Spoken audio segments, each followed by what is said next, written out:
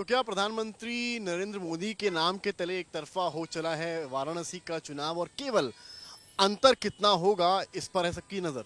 नमस्कार, मैं हूं समर्थ श्रीवास्तव और आप देख रहे हैं चुनाव आज तक।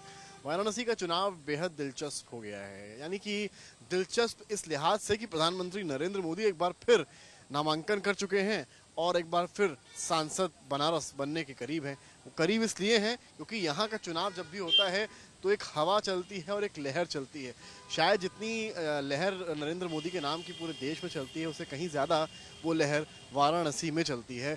यहाँ चुनाव जीत हार का नहीं बल्कि अंतर कितना होगा कभी कभी इसका भी होता है, और शायद एक बार फिर ये चुनाव केवल अंतर का है कि प्रधानमंत्री मोदी कितने अंतर से अपने प्रतिद्वंदियों को बनारस से हराएंगे। सामने कांग्रेस के यूपी चीफ अजय राय हैं।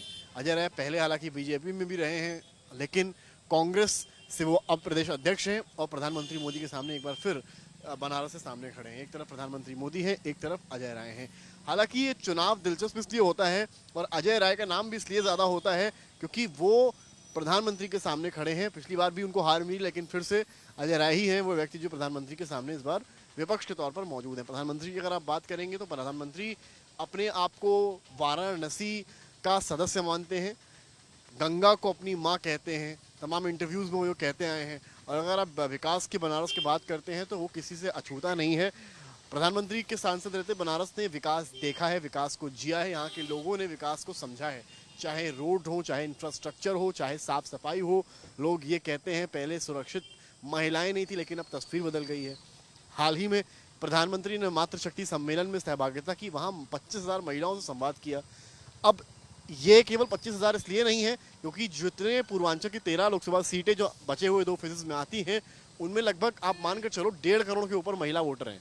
और ये महिला वोटर जो हैं ये निर्णायक साबित होने वाली हैं। ऐसे में बीजेपी को लगता है कि जातीय समीकरण तो एक तरफ है जिस पर बीजेपी का ध्यान है, लेकिन महिला वोटर एक ऐसा वोटर है जिसमें शायद सारे जातीय समीकरण फेल हो जाते हैं। ज़रूर मुस्लिम समुदाय की महिलाएं एक तरफा इंडिया गठबंधन की तरफ वोट करती नजर आ रही हैं, लेकिन जो हिंदू समुदाय से महिलाएं आती हैं वो सभी अगर एक तरफा नरेंद्र मोदी की तरफ या बीजेपी की तरफ चली जाती हैं तो कहीं ना कहीं इंडिया अलायंस के लिए खतरे की घंटी होगी और बीजेपी के लिए चुनाव खत्म होने से पहले ही एक बढ़त होगी, जिसका एक नज़ारा कल बनारस में देखा गया, जहां हज़ारों में महिलाएं आईं और करोड़ों में महिलाओं को साधा गया पूरे पूर्वांचल में।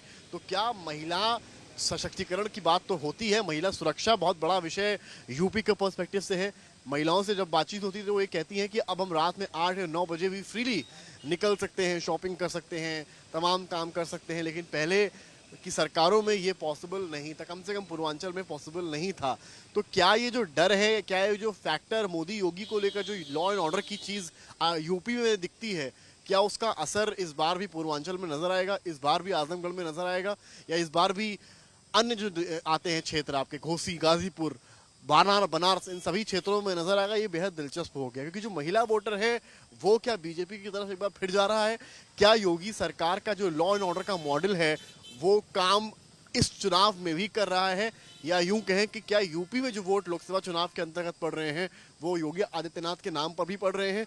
ये सारी बातें बेहद दिलचस्प हो जाती हैं। लेकिन एक बात साफ है, वाराणसी की अगर आप बात करते हैं तो मतों का अंतर कितना होगा, ये चुनाव बनारस में उस चीज़ का है, ना कि हार और जीत का। कैमरामैन नीरज कुमार के साथ समर्थ श्रीवास्तव, वाराणसी आज तक।